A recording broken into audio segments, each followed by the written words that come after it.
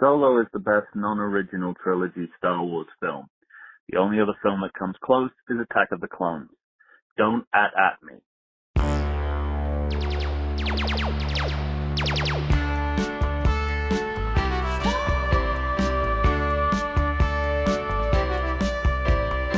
Hey everyone, welcome to another episode of the Star Wars Minute. It's your daily show in which we analyze, scrutinize, and celebrate Solo, a Star Wars story, now available on digital and Blu-ray, 1 minute at a time. I'm Alex Robinson from alexrobinson.fun. I'm Pete the Retailer from PeteTheRetailer.com. And I am Heather Antos from neither of those locations. Welcome back, Heather. Thanks, guys. Thanks for having me. It's been a minute. Yeah, a Star Wars. It has. Star Wars Minute. Well, we are here to talk about minute 31 of Solo, a Star Wars story. It's minute 31 starts off with Han Solo looking at his gun in the romantic firelight, and it ends a minute later with Tobias stabbing a train. Heather, you look shocked. Are you just learning that this is Han Solo? I mean, you know, the resemblance is just so close, but not quite there. So close. Well, Star Wars I guess we can get that out of the way. How do you feel about Alden Ehrenreich in general as a Han Solo? I mean, it's tough. Like I think he tries really hard. I think, you know, he does a good job. I think it's an impossible task to, you know, try and portray such an iconic character. I personally think, you know, Ansel Elgort, who I know was also in the running, I personally think he would have made a better young Han Solo. I think naturally he just kind of has that same douchebag swagger that Han Solo has, but douche swag, yeah. But like also I think my personal perception is I feel that Alden Ehrenreich was trying too hard to be Harrison Ford and not trying to be Han Solo. I think there is just, I don't know, there's just something that just, it feels caricature-ish and it doesn't feel like an organic performance.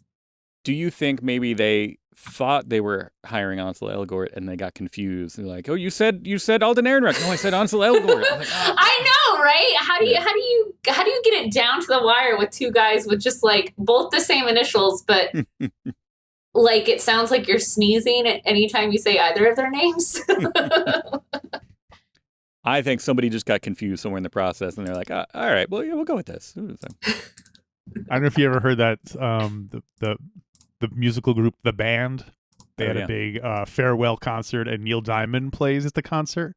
And the urban legend is that they meant to hire Neil Young, but someone called the wrong Neil, and that's why Neil Diamond is at the event. Somewhat so regular out of place. Four Seasons Total Landscaping. Get me Neil, somebody. Well, yes, speaking of valuable things, we have Han Solo's trademark blaster here, given a little showcase. That's his DL-44, of course, heavy blaster. I never really pieced it together that from the moment he's handed this gun, it's just his gun. The gun is destroyed at Starkiller Base. So isn't that weird that he keeps the same gun for 44 years? I mean, we don't know it's the same gun. He might just really like the model. I mean, look, how many dads out there do we know have the same pair of Nikes that they buy 20 pairs of or New Balances for the rest of their life? That would seem to be a logical conclusion, but Wikipedia specifically says Han Solo's blaster is given to him here and destroyed on the base. Now I want to see like an in memoriam, just like slow motion clips of just the blaster that starts with this and goes to like Starkiller Base exploding. Oh my gosh! And next year's Oscars, we just have know. Hopefully they'll do an expanded universe story where we find out the gun survived the destruction of Starkiller Base. There you go. Maybe Phasma took it. Maybe. right there. Maybe. And like turned it into a hat or something, right? Maybe it ends up in Maz Kanata's one of her chests, decades long for It's a story for another time. Yeah. I was trying to think if I have anything that was like, do I still have anything and use it regularly that was given to me when I was a teenager, essentially? And I can't. You don't have a blaster? I mean, besides my blaster, obviously, which that, no, I like to start fresh with a blaster every once in a while, just give it up and. No hats. It's funny because I was reading, not too long ago, I was reading a whole oddly long article about Willie Nelson's guitar, and he's had the same guitar since, before I was born, and it's, every once in a while he tries, he'd be like, somebody will be like, hey, check this out, try this guitar. And he'd be like, oh, that's cool. Thanks. No thanks. And like, if somebody's like, all right, well, I tracked down the same model of guitar that this one was, play this one because yours is falling apart. And he was like, oh, that was all right, but mine is better. And then even the guitar companies went to, they were like, all right, we produced a new version of this, the Willie Nelson signature guitar that is modeled on your guitar that will, and he tried it out and he was like, cool, I'm going to go back to my guitar. I want my guitar. Yeah. Yeah. So I can totally, I get it, but I can't think of anything that I have that's regular. I have one or two kind of like keepsake things from my childhood, but they're not things that I regularly use. I have a jacket. I feel like that's like kind of like the only, like, I feel like they're jackets and hats, right? Like those are things that like people might, use, or like, I think an instrument's a good example, or, baseball mitts, right? Like that's something we see like get passed down in certain families. But yeah, like I have one jacket that I've had since I was like 19, 18. But other than that, I can't, Yeah. But if we were talking to my boyfriend, he has held on to every T-shirt that he has gotten ever in his life. Oh, yeah. Wait a minute, that's true. T-shirts. Yeah, T-shirts are a good one, but he, so I think there are definitely people out there that have items. I want to give you guys both an official screw you for being able to wear clothes that you wore in high school. So. Well, I was go ahead. I have stuff that was given to me by my friend who was bigger than me in high school. Oh, so that now is a little small on me, but I wear it. But because he was bigger, I got to technicality. And I've been this height since I was 13, so I just kind of Yeah, height. That's what I was talking about. Your height. Hey, for being a tall girl, it's hard, man. At the other end of the things, I remember a story where Charles Schultz, famous Peanuts artist, he found out, he always used the same pen nib. They wear out, so it wasn't literally the same exact pen nib, but he found out that the company that makes them was going out of business, and so he ordered like 30,000. He said, "Give me every single pen nib you have in stock of this model," and he wound up using those for the rest of his life. So maybe that's what Han Solo could have done: is have like a whole closet filled with all Han Solo blasters, and he just. I'm telling you, that's exactly what happened. That's exactly what happened. I like that better than believing Han Solo. Come on. Yeah. I feel like I'm always late to the party with that it's just like, wait a minute, why can't I find that, insert, either like, why can't I find those pants or shoes or pens or hats or cereal that I loved anymore? Oh, they discontinued it. If I would have known, I would have, Charles Schultz called up being like, yeah, give me all the, I'm trying to think of a good example from recently. The other factoid that the Wikipedia points out is that Han Solo's blaster is one of the most powerful blaster pistols, so powerful it can blast through stormtrooper armor. Overcompensating for much, guys? I was unaware there were blasts that could not go through stormtrooper armor. Do we ever see our blast bounce off stormtrooper armor? Never. Well, yeah, I'm trying to I guess for just is it saying just blaster in general, or is it like a blaster pistol specific It's saying his brand specifically is one of the most powerful blaster pistols you can get. Okay, blaster pistol. You know what, for pistol, like, okay, I'll give it that, because I'm just like, because Chewie's blaster bolt, right? Like his like bowcaster. that, his bowcaster, like that's blaster bolts that it's still firing. It's just a different kind, and like I don't want to get hit by one of those bad boys. Right. So, yeah.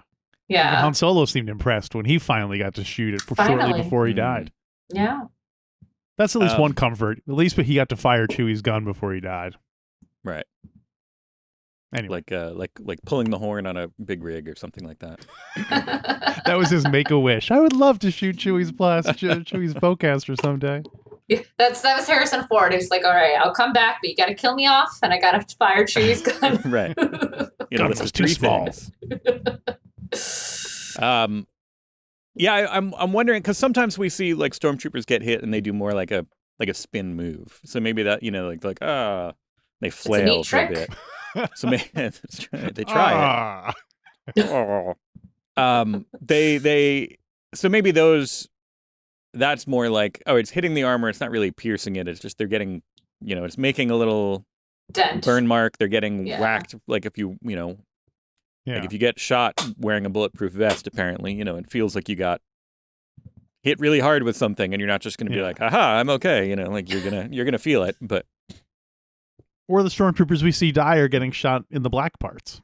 Right. You know, the soft parts. Yeah. The body stocking everybody's that just they really wear. Good aim. Yeah. Heather, question. The body stocking. Sounds funny. In your work as someone who worked with the Star Wars officially, did you have to look at Wikipedia a lot? Did you rely on that a lot? Wikipedia, not a ton.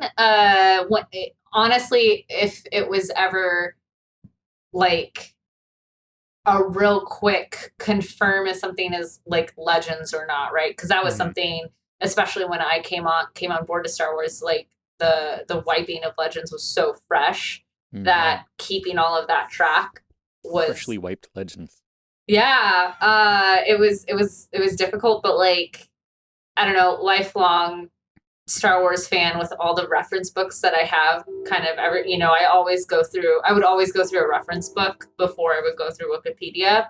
And then Wikipedia would always be kind of like I can't wait for Lucasfilm. Like I can't wait, you know, a week to get an answer on something. You know, I might just look it up and then be like, hey, this is what I found. Please confirm, but this is what we're moving with, you know. Right. That's interesting.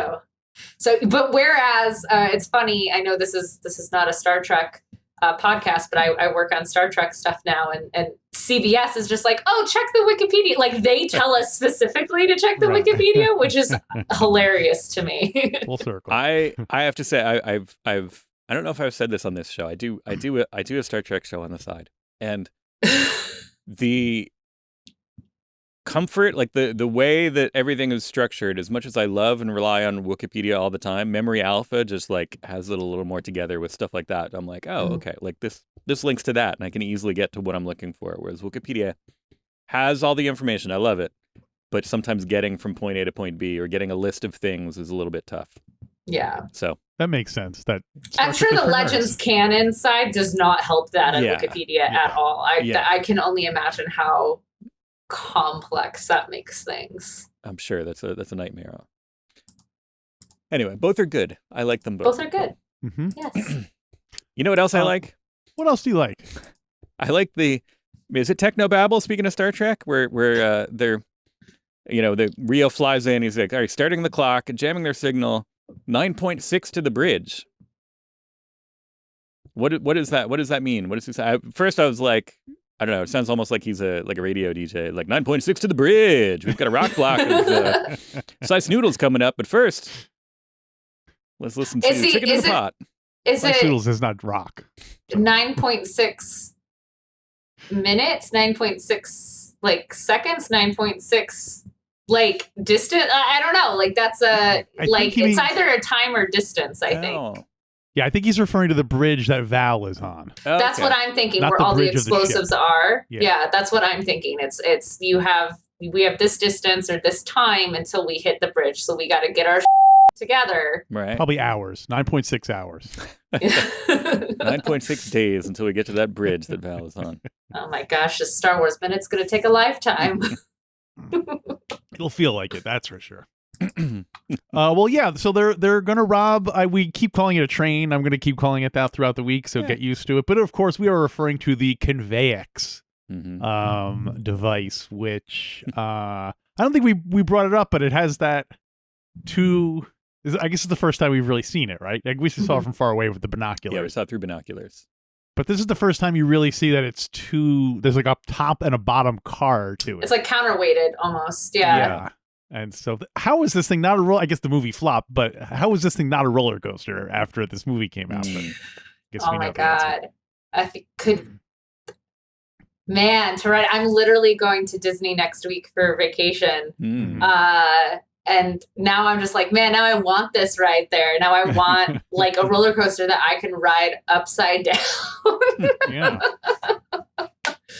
And you can even do a thing, I went to Universal Studios not too long ago, and they do a thing with like projecting, all the stuff around you and making it seem like one of the cars of the tram on the studio tour gets, I think it's like eaten by King Kong or something. I don't know.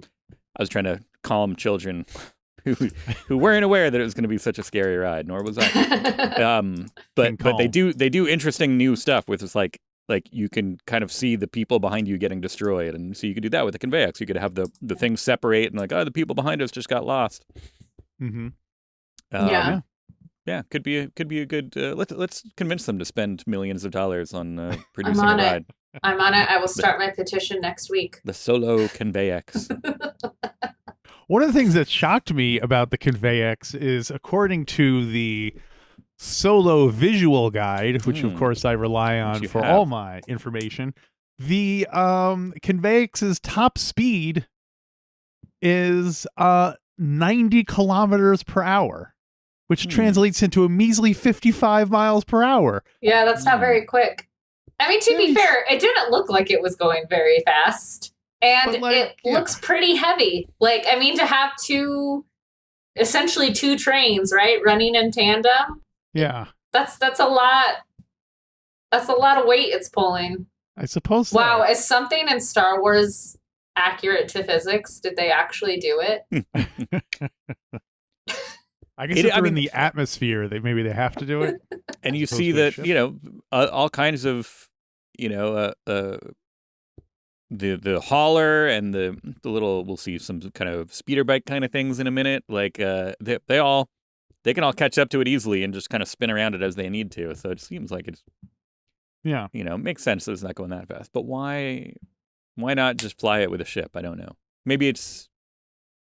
According to the book, the Empire does not wants it to be a hard location to get to. So they purposely don't have landing fields nearby because then it would be too easy for other people to come and attack. Okay. Oh, yes, because it was so difficult for them to fly up with their ships and attack. Seems like you're going to at least have the train go underground or something. It does seem very exposed. It's just on the side of a mountain, right? It's just like kind of like wrapping around. Yeah. Yeah. Kind of just out there. Where anyone, and it's not even, it'd be one thing if it was like between like mountain crevices, or like if it was like a weird canyon thing where there's all these different like structures sticking up. Or a tree canopy over it, so something. Like it looked like Colorado. Like that's, you know what I mean? Like it just kind of looked. Surely these idiots can't be the first people who ever thought of, hey, why don't we go in there with cables and pick up one of the cars and fly away with it? So it doesn't seem like it's that crazy of a plan. Well, and they don't have to, like, there doesn't seem to be much resistance in the way of, there's like two guards or something. Resistance comes later. Okay. I'll play the part of I'll play the defense for the group of idiots here. You're the Conveyex PR person. Conveyex. Talking about why it's a good system. We here at Conveyex, we're not aware of this. No, I think that there's, it had to be scoped out because it is basically, I think it comes out of a tunnel and then it's got a stretch where it, loops around and then eventually it goes into kind of another tunnel, a base or something. Yeah. So there's a limited time frame where it is exposed like can. this, a limited window, and it does, it's in a spot where it's not, it is fairly remote, and you would need like an Imperial grade, AT hauler, the thing that's used to picking up walkers.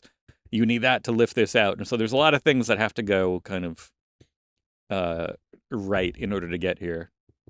All right, and so I think it's not, I think it's not too far-fetched, but I do agree with that. I just also think that wasn't conveyed very well to the audience. Like it's, they're just like, we have this job, and then we just happen to have everything. It's just it doesn't seem as difficult as you're trying to sell us it is. Right. Well, they don't get away with it, so that's true. That's true. Give it a minute, and we'll. That's true. You need the NFINES wild card there to be the thing that actually stops the robbery. There's one shot of Val shooting the harpoon up to get on the bridge. Mm-hmm. And I don't know what it was, but that one shot where she's wearing the goggles and she has like the big 70s she looked like Eartha Kitt as Catwoman to totally. Me. And she's like, I'll get this. Right. And then she shot it up there. It'll be perfect. Yep. Yeah, Val's cat goggles, totally awesome. And again, it goes into this, there's that list of things from John Kasdan where he gave kind of on Twitter, gave a glimpse of kind of some behind the scenes bullet points, in lieu of a commentary track. And one of them is like, oh, wait, Tandy Newton was accidentally way too interesting. Like it was just supposed to be a kind of a not a boring background character, but, she was supposed to just be like, expendable crew, more or less. Yeah. And then they're like, oh, no, wait. Turns out you hired Tandy Newton. Yeah. Exactly. Yeah. That's why you have a CGI Jon Favreau there for you. Exactly. You don't have I just feel especially bad for her now, knowing that she is. She didn't know. Well, but also that she's like a big sci-fi fan. I mean, she named her kid after the character from Alien, for crying out loud. So the fact that she does get kind of almost nothing really. And that they very firmly kill her off. So it's not like you could say, oh, yeah, she goes on to have other adventures or whatever. We'll bring her back on the Lando show or whatever. But no. Well, let's keep an eye out, because remember, this is, of course, not having watched the upcoming minutes in a couple of years. But based on earlier evidence, we have this supposition that she is about to fake her death to get away from Beckett and his gang. All right, we'll see. With that in mind, pay attention to her attitude here when she was just like, yeah, I got it. Like I watched it and then I went back and I was like, okay, if she is faking her own death, how would this be different? And there's an interesting little nuance there that she's almost free, but she still needs it to work for the most part. She still needs them to kind of be able to get away with the thing, because, they, if not, then or she needs them to try to be able to get away with it, because, she doesn't want them to stick around and be able to, kind of do too much research. She really has to sell it. She knows that Beckett is tenacious, and if he suspects she's alive, he'll hunt her down and kill her. Right. So it's got to be boom, explosion, and these guys got to run. But of course, now I'm building all this up, and we're gonna watch those minutes, and you're gonna like see her like severed limbs flying across the screen, and be like, oh, okay, I guess she is dead. But no, that's not enough. Star Wars, you can have severed limbs. That's true. Severed limbs, yeah. That's true. Unless you see a body, right? It's unless you see a body. Spider Val will come back in the next. Speaking of Beckett, have we addressed this? According to the official visual guide, Beckett is rumored to have killed Aura Singe. Have we discussed that yet? Well, I haven't. What do you think, Heather? Do you think he killed Aura Singe? Only because I know how Lucasfilm works, probably. Probably did. But I would want to know how, because that's kind of impressive. Yeah. Well, according to Beckett, he said technically it was the fall that killed her. Right.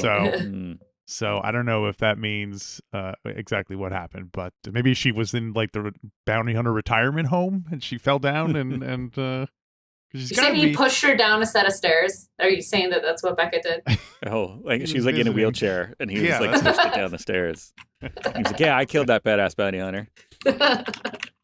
I mean, I don't know how old Orasinge's species live, but she'd be getting up there in ages.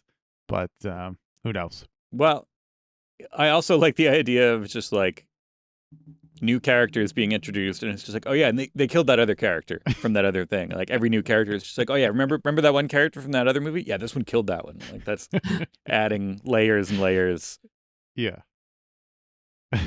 So like whoever like Orasinge killed off someone from like the High Republic times, and then right. Well, I guess Han Solo kills off Beckett, so that chain ends there. Spoilers. Anyway, yeah.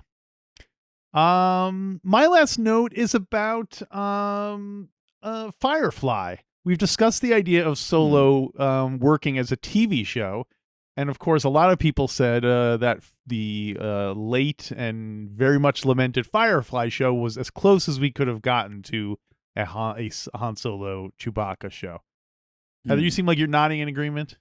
I just think, especially having just rewatched it, like I definitely think that Solo makes so much more sense as a television show. And like, quite frankly, this movie being a flop is what helped kick off the Disney Plus shows. Right. So, I definitely think that too. Like, I just, Val, Beckett, like that whole gang, I want to watch so many of their adventures together because they're all just so charming and fun. And, obviously you could do an endless series of just Han and Chewie adventures throughout like decades of Star Wars lore. So, it's always, that has always been kind of like a stinging point for me. Is just like, wow, way to cram all of Han Solo's history into like the span of 1 week.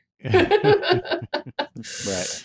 Yeah, it would make that sort of I don't know if you call it fan service or whatever, but that sort of world building aspect to it wouldn't be all packed into 1 2-hour experience. It could be stretched out over 6 hours. It would be a more organic experience. We have to say it's better than the beginning of Last Crusade, where everything that makes up Indiana Jones happens in the same 5 minutes on a train car.